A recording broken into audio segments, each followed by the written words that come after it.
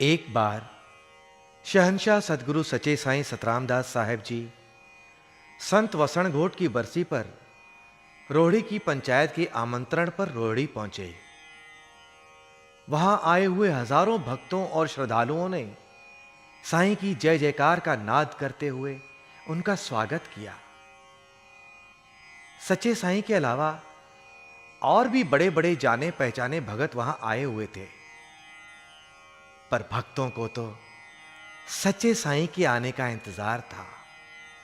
जब सच्चे साईं भगत करने लगे तो सुनने वाले श्रद्धा से झूम उठे। हमसे भली जंगल की चिड़िया, हमसे भली जंगल की चिड़िया, राम भजन पे कबो ना मुड़िया, राम भजन पे कबो ना मुड़िया, हमसे भली जंगल की चिड़िया, हमसे भली बाबा, हमसे भली।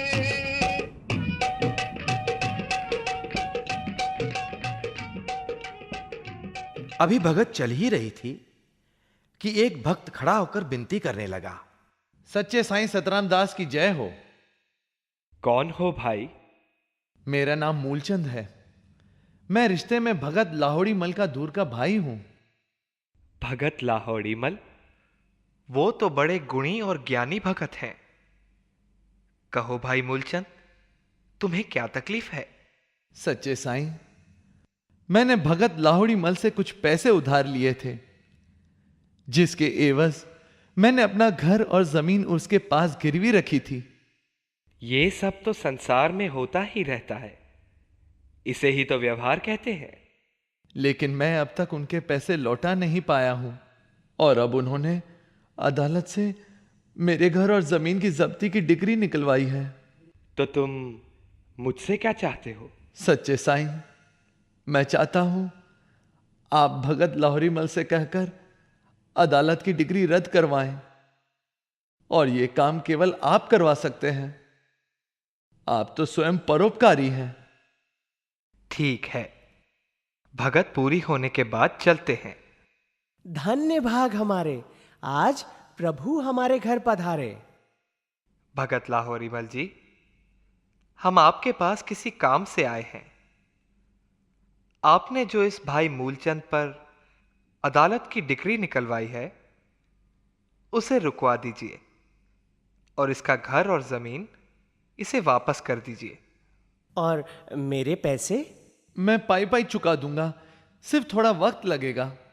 इसके बच्चों के सर पर यही एक छत है, और ये इसी जमीन से कमाकर आपके पैसे चुका सकता है।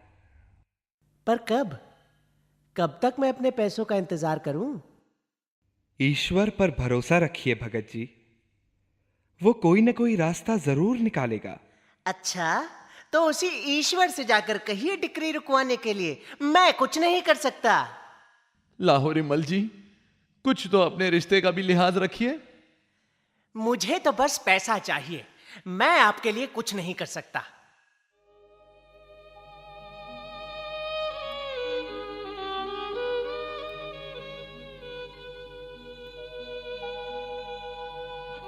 मूलचंद जी, आप यहां बैठे हैं, चलना नहीं है क्या? भगत लाहोड़ी मल स्वर्ग सिधार गए।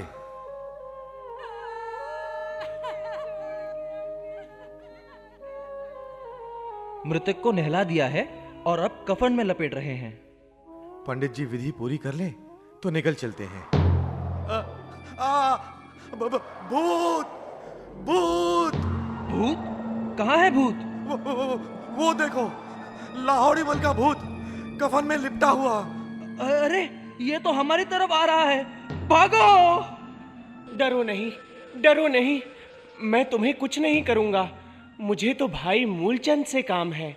मुझसे मैं आपके पैसे आपके घर वालों को लौटा दूंगा। मुझे मत मारिए, मुझे मत मारिए, मेरे बच्चे अनाथ हो जाएंगे। मैं तुम्हें मारने नहीं भाई, कुछ देने आया हूं। क्या? हाँ, तुम्हारा घर, तुम्हारी जमीन, सब पर आप तो मर गया था। मैं सच में मर गया था। लेकिन जब मैं ईश्वर के दरबार में पहुंचा तो मुझे स्वर्ग में जाने से रोक दिया गया।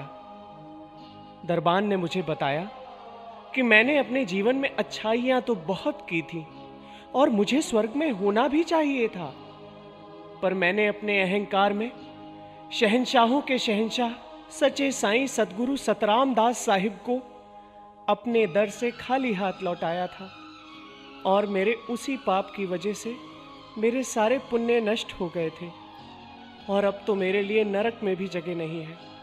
तब मैंने उनसे अपनी पहले की अच्छाइयों के बदले थोड़ा समय मांगा ताकि मालिक का वचन निभाऊं।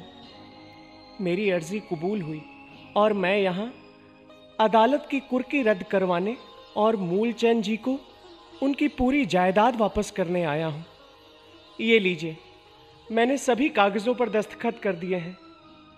ये मैं आपको नहीं दे रहा भाई मूलचंद, ये तो सच्चे पातशाह का प्रसाद है, इसे स्वीकार करो। कमाल हो गया, ये तो कमाल हो गया। एक मृतात्मा अपने शरीर में वापस आई, अपनी गलती को सुधारा और फिर उसी शरीर को छोड़कर वापस वैकुंठ चली गई। ऐसा करिश्मा सिर्फ सच्चे साईं सतगुरु सतराम दास साहिब ही कर सकते हैं। बोलो सच्चे साईं सतराम दास साहिब की जय।